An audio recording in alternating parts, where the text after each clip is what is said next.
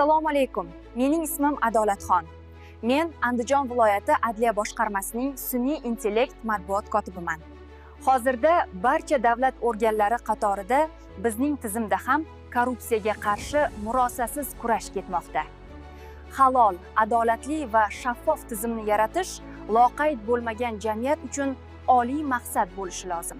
Hurmatli fuqarolar, adliya xodimlari tomonidan shu kabi korrupsiyaviy holatlar yoki yomon muomalaga duch kelsangiz, zudlik bilan boshqarmaning ushbu ishonch nomeriga yoki Adliya vazirligining 1008 qisqa raqamiga aloqaga chiqing. Biz korrupsiyaga qarshi kurashishda fuqarolar faolligiga tayanamiz.